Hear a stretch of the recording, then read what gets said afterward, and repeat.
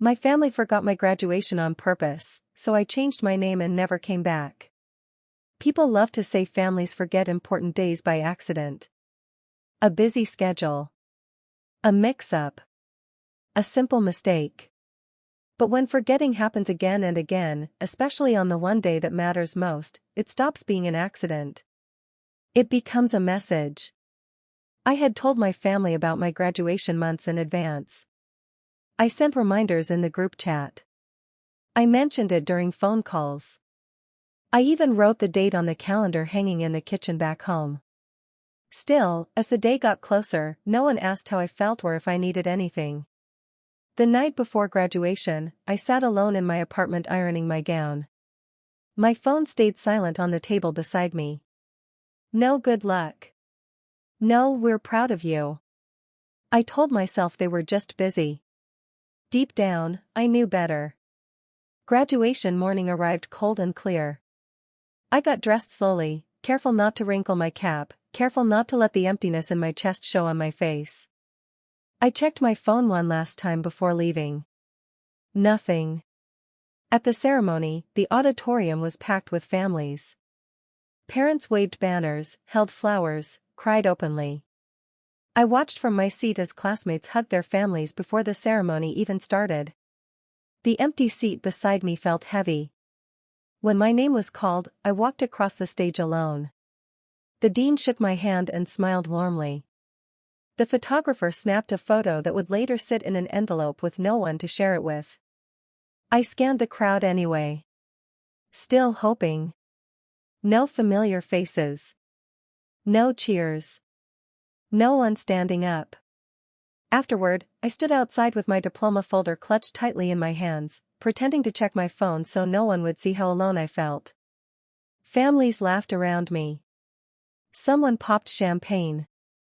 A mother cried into her daughter's shoulder. I finally opened the family group chat.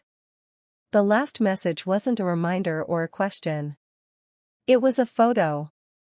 My parents. My sister. My cousins. All smiling at a long table. Caption, family brunch 2 hearts. My heart sank. I typed slowly. Today was my graduation. The typing dots appeared. Then disappeared. Then reappeared. Finally, my mother replied. Oh. Was that today? I stared at the screen, reading it over and over. My father followed. We assumed you'd be busy anyway. Your cousin's engagement brunch was already planned. Already planned. I called. No answer. Hours later, they finally came to my apartment, not with apologies, not with flowers, but with annoyance. You're overreacting, my mother said, sitting on my couch like nothing had happened. Graduation is just a formality. My father added, we didn't forget. We chose not to come. You've been distant lately. That sentence broke something inside me. They didn't forget. They decided I wasn't worth showing up for. I looked at my diploma on the table. I looked at the people who were supposed to celebrate it with me. And for the first time, I understood something clearly. If they could erase my biggest achievement so easily, then disappearing from their lives wouldn't change anything at all. I smiled and nodded. You're right, I said. They relaxed, satisfied they'd put me back in my place. They didn't know that was the last time they would ever speak to me as the person they knew. Because that night, after they left, I opened my laptop and stared at a blank form. Legal name change application.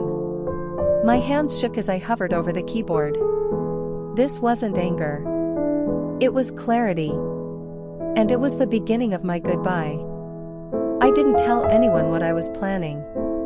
I learned long ago that my family only listened when something affected them, and this decision was no longer about them. The first thing I did was go silent. I stopped replying to messages. Muted the family group chat. Every photo, every update reminded me how easily they lived without me at the center of anything important. The silence felt strange at first, like holding my breath, but soon it felt like relief. A week later, I walked into the county office and asked for the name change forms. The clerk didn't ask why. She just slid the paperwork across the counter like this was an everyday thing. I stared at the blank space where my old name belonged. That name carried years of being overlooked, compared, dismissed. I chose a new one. When the stamp came down, something inside me settled. The person my family knew existed on paper, but not anymore.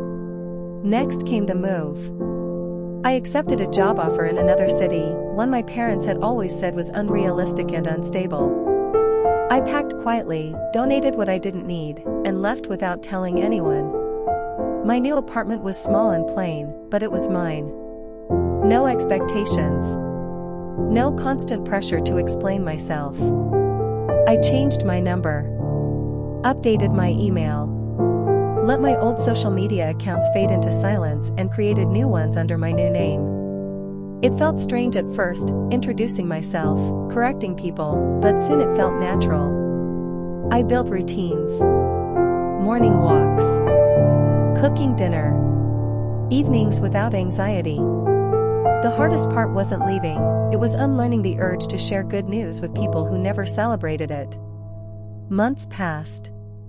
I made friends who showed up. Co-workers who asked questions and actually listened. People who remembered small details about me without needing reminders. One afternoon, a package arrived. Inside was the official certificate confirming my name change. I held it in my hands for a long time. This wasn't revenge. It was survival. But while I was learning how to exist without them, they were starting to notice something was missing. And soon, they would realize that forgetting me had consequences they couldn't undo. Almost a year passed before my family finally realized I was gone. It started with a voicemail from an unfamiliar number. "Hey, it's Mom. Call me when you get this." I listened once, then deleted it. More messages followed, my father, my sister, even distant relatives. Confusion turned into irritation, then into concern. "Your mail keeps getting returned. Why can't we reach you? This isn't funny anymore." I didn't respond. One evening, my sister found my old email address and wrote, "We heard you changed your name. What kind of stunt is this?" I stared at the screen for a long time before replying with just one line. "It's not a stunt. It's a boundary." The messages stopped after that. Later, I heard through a cousin that my parents were telling people I'd lost my way, that I'd cut them off for no reason. I didn't correct them. I didn't need to. Because the reason was written clearly in my memory: the empty seat at my graduation, the brunch photo, the words we chose not to come. One quiet night, I came home from work, cooked dinner, and sat by the window watching the city lights flicker on. My diploma hung framed on the wall. No one else's expectations attached to it. I realized something then. They didn't lose me when I changed my name. They lost me when they decided I wasn't important enough to remember. I never went back. I never asked for apologies. I never explained myself again. Not out of anger, but because peace had finally found me, and I refused to trade it for people who couldn't show up when it mattered. My family forgot my graduation on purpose. So I chose myself on purpose. And that choice changed everything.